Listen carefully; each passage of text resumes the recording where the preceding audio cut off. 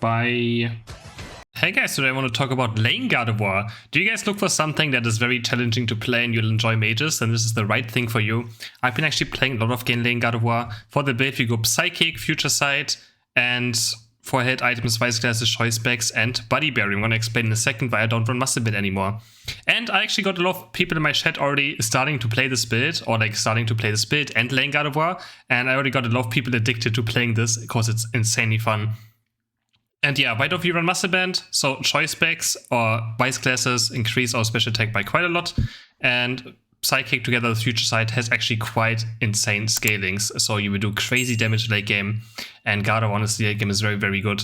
So the only problem with Gardevoir is still this, getting to level 5. As soon as you get to level 5, you're actually insanely strong even for laning phase. But sometimes even just getting to level 5 can be very difficult. But as soon as you make it, you will see in this game as well that I picked how strong you're going to be. So what they did a while ago is they fixed a bug on Future Sight, where now it resets correctly. It didn't used to quite reset the cooldown correctly, but now it always, if you hit your thing, it resets by 75% of your cooldown. So quite strong. Which also, when Gardevoir got to level 10 to level 9 shifted, right, you know, he'd hit your Future Sight Plus, which is the one that resets it fully to almost 0 cooldown, much, much earlier into the game. One entire level, which is huge, especially for someone like lane Gardevoir, if you want to play it in lane. Yeah, why am I not playing this necessarily in jungle? In jungle, it's even better. The thing is, there's so many junglers in this game, right? He actually messed up. I thought I could Confusion Blink, but I can't. I should have ejected and then Confusion, probably gotten a kill. There's just so many junglers in this game, right? And everyone wants to jungle, and there's so many good jungle characters as well. But Gardevoir is a TS jungle, I would say, currently with the build as well. Also, Psychic, I stopped playing Moonblast just because of Psyshock being nerfed, and Psyshock Moonblast was a very good combo. And now just Psychic Future Sight does just so much crazy damage. In case you don't know, Psychic reduces special defense of your opponents by 20 to 60%, depending on how many the ticks they take. So you can do absolutely just one-shot enemy squishies from far away, and it just does big damage. Of course, you miss out on the stun of Moonblast, which is quite useful, but at least Psychic also slows a bit, and it has lower cooldown, so we can use it much, much more often. So we finally made it to level 5. And I will start to play the game. You can already see hitting one thing. I'm actually going to die here though because I'm slow smoked. You can also consider X speed, I guess, with this character. But I still prefer eject button just to get out of certain scenarios. So a bit rough early game here. This is the thing that can happen. But we will come back into this game and you will see soon. But early game, again, it struggles in lane. If you get camped by the enemy jungler, it's not fun. If you have a bad laner to lane with, it's not fun. But yeah. We just try to get to late game, don't hit and scale, because late game we will do crazy damage, or even just mid game. As soon as we hit like level 11, 10, 12, we would do absolutely crazy damage. Already here, one Future Sight hit. Also, fun fact, Future Sight, when you hit it, you get move speed. Now we get 1 kill already, and it's very nice for kiting. Hit another Future Sight, and we kill the Pikachu as well with auto attacks, blink in, auto attacking one more time. And now we're suddenly level 7, almost level 8. We pick up our Psychic. It also does pretty good damage if you hit it on someone. It's a bit harder to hit than Moonblast. It is a bit tinier, but still quite easy to hit, honestly. And yeah, now we're level 8. I'm just going to see if they do Dread. My team is sadly top lane, so I'm just looking at for max range things. Actually get Talonflame United here and try to get away. Die. So things like Talonflame are obviously very, very hard to deal with. Very, very hard. Probably the hardest ones are Lucario, Talonflame, Cinder Ace. Those ones are very, very annoying to deal with for Gardevoir. And you need to stay very far back.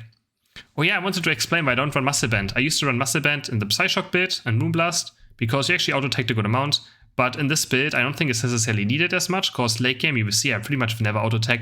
It would make my laning phase better, but since level 5 laning phase is very strong of me as well, I don't really need much better early game anyways. But you can still run Muscle Band over Voice Glasses as well if you really want to. For jungle, I would normally recommend Muscle Band just to have a bit of stronger clear. So now we finally Gardevoir. It took a bit longer this game, but now it's our time to come back into the game. We hit one Future Sight. I'm just Unite moving here just to get experience. I got 2 quick hits. Then those objective is up right now, right? Both just got taken, and you see how much damage I just completely destroy the Decidueye as well. One combo is like 80% of his HP just gone out of nowhere. So very, very fun. A lot of damage, a lot of range. And this build is pretty difficult to play though. It does take a lot of skill. And yeah, you will probably need some games to get used to this. Here I could have poured to Hooper, I decided to do it in the end, but yeah, it doesn't really do much. You get our Future Sight upgrade now, level 11, and now we hit our biggest power spike in the game. And now we just want to stay at max range and just throw out Psychic after Moonblast, Psychic and Future Sight as much as we can. Try to aim it. Again, it gives you move speed if you hit it as well, so it's great for kiting. Here we had another one, blink away, and I almost had my Psychic up to kill the Talonflame as well. It's a bit of a rough game, we died already quite a few times, but again, Gardevoir can be pretty vulnerable as well to dying if you don't really have frontline.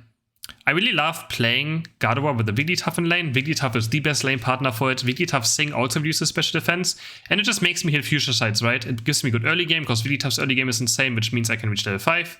So whenever I see someone pick Wigglytuff in my team and go bot lane, I normally pick Gardevoir. And I mean, there's obviously Pikachu and stuff are also great, but then I know that I can be very good on Gardevoir if I have a Wigglytuff in my team. Here I don't really have my Unite move yet, and this Rotom is not really pointless, but look how much damage I did. He just died to Psychic, Future Sight, and then pretty much just one Future Sight was like 10% of his HP left, and he just dies. And now we have a Unite move back up again. Defending top lane was not really possible there. I just wanted to look for a score on bot lane and be ready for Dread, because I think our team needs more. Our team needs the most is experience right now, so we just do it fast before they or maybe here get the Dread now with Blissey. I'm just looking for a Unite move here, because it's the last time I can Unite move, so I just did it to did it. I really thought I would hit more targets with it, but yeah. So the best Unite, but again, it's 2 minutes until Zap, so I will never use my Unite move ever again otherwise, so why not? And here we hit Future Sight, and look how much damage we do. This is also why I like the Vice has a choice specs, it just does crazy damage. Adds a lot to us, and now we get a nice 50 score as well, and we're pretty much into the game. I'm going to be 14 or 15 in this game, which means I have insane special attacks. Again, if you reach 14, 15, your special attacks almost goes up by 100 per level. So we'll be ready for late game. I'm just going to take both buffs right now. Talonflame doesn't really need them either anymore, so I'm just going to take both buffs, try to get 14. If I see I have time to get 15, I will also get level 15, but shouldn't be focusing too hard on it. I actually miss my Psyche on the red buff. Red buff is also very nice on Gardevoir, because, you know, I actually always looked like him to have a red buff on me, because if I had a red buff, it's much easier to hit my Future Sights, right? Much easier. Doesn't really take much. Just auto tag, slow them, and suddenly I can hit my Future Sight. How you want to aim Future Sight comes down with muscle memory at some point. Like if someone runs or something, you always auto aim on your opponent and you just move it a bit, right? Just move your cursor a bit, or your right joystick, and just try to get a feel for it and how you can, you know, make your opponents be in Future Sights. Here as well again, Pikachu is instantly being away, or he's actually almost dead. We do get the Sidgewai, and yeah. So you can see me, look, I auto-aim it, and then I move it a tiny bit, and just hope that, you know, I predict the movement correctly of the guy. Here as well again, you can see me always moving my Future Sight. We get 2 quick hits, do a lot of crazy damage. Now we are kind of under pressure though. It's 20 seconds into Zap, so if I die here, it's actually quite bad for us. And we try to get the Talonflame, actually dodge the thing.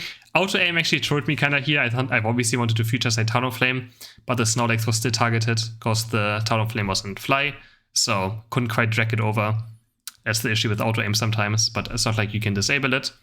And that's why Future Sight's also a bit hard to play, because it is clunky from time to time, right? Sometimes you might target the wrong things. Our Hooper Unite moves here, I just know, even if I die, then my Hooper can Unite me back up. So we just pop back into the fight instantly. Looking quite bad, we hit a big Future Sight, we got 1 kill. And I'm just Unite moving here. Like sometimes on Gardevoir, you don't wait for the perfect Unite move. I just Unite move, get my Body Barrier, get my move speed, get my stacks, and we just clean up the enemy team, and we ace them. Yeah, and that's game. We got 1 kill with Future Sight, and then again, we just Unite moving, even just Unite moving 1 target is good enough sometimes. As long as you're able to get your Body Barrier out on someone else, be fast, get a lot of stats from your Unite move. Better than waiting for the perfect moment, and I think that was a great example of, you know, doing it like this. And I mean, the game is pretty much over at this point now. Just looking for maybe some nice damage we can do. And because Future Sight is so fun, guys, I'm telling you. If you enjoy mages and long-range poke mages, this build will be addicting to you. Look how much damage we did. Both are actually my card from snakes both of those kills away. I would have been a nice Future Sight double kill as well for me. I'm telling you guys, you'll be addicted. It's actually my 2nd most played character of the season already. And I never really played much Gardevoir. It's so much more fun than Psyshock and Moonblast. Or like Future Sight is so much more fun to learn and be good at than Psyshock is. And I just had so much fun playing it so far this season. And again, I've been playing it. It's my 2nd most played character, right after Absol currently. Win rate is around 60%. Could obviously be better, but again, you have games where, you know, this character is hard to play. And, character is hard to play. And sometimes you just have very bad laning phase. And again, even though Gardevoir's late game is very, very strong, right? Or considered like she's a late game carry, it can still be difficult just because when enemies press their unite moves, they get very fast, and then it's hard for you to hit your future sights or your skill shots, and you just get ran over by like a Talonflame or a Lucario, you get stuck in a slow smoke, and it can be quite difficult. So yeah, character takes a lot of practice, but can only recommend for you guys to try it out. Already, again, a lot of my Twitch chat already enjoyed playing lane Gardevoir so far. And this game was actually, we did crazy damage as well. You will see it in a second. Yeah, victory, 708 to 229 points. Quite nice. And then we look at the damage numbers. I was quite shocked actually seeing this. It's like, wow, what? Where is it? 46% team damage. We did 127,000 damage, 46% team damage.